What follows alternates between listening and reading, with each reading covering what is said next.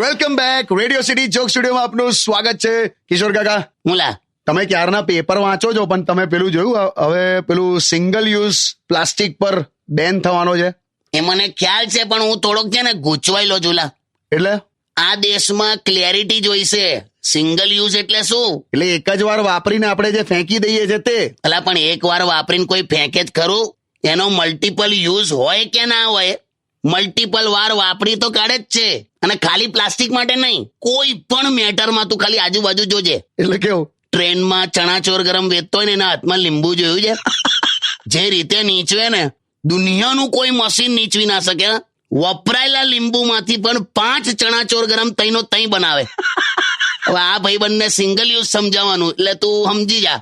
કાકા, શેરડીનો રસ કાઢતી વખતે શેરડીની આત્મા એવું ના બોલે ને કે મેં નીચવાઈ ગઈ ભાઈ, હુક્કી થઈ ગઈ હુક્કી. ત્યાં સુધી પેલો રાઉન્ડ ખેંચ્યા જ કરે મશીનમાં. પણ કાકા, આ સિંગલ યુઝમાં આવે. હું વૃત્તિનું સમજાવું છું, સમજ તું.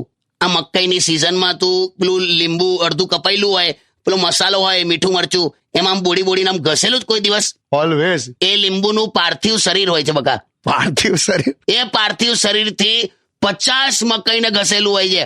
હવે આ ભાઈબંધોને આપણે સિંગલ યુઝ સમજાવવાનું છે. બોલ. પણ કાકા, સિંગલ યુઝ પ્લાસ્ટિક એટલે પાણીની બોટલ ને બધું હોય છે ને? હું એ જ કહું છું, રેલવેમાં જે પાણીની બોટલ મળે છે ને, એ પતી ગઈ હોય અને એ ખાલી બોટલ ઘેર લઈ આવે ને ત્યાં સુધી એ ભારતીય કહેવાય જ નહીં. એમાં પણ એ બોટલ વચ્ચેથી કાપે, અંદર માટી ભરે ને છોડ ઉગાડે. બોલ. કાકા, સિંગલ યુઝ આ લોકોને સમજાવવાનું છે. શું કરીશું? કઈ નહીં યાર, જે થાય જોયું જશે યાર. તારે ગીત વગાડ ને તું. Only on Radio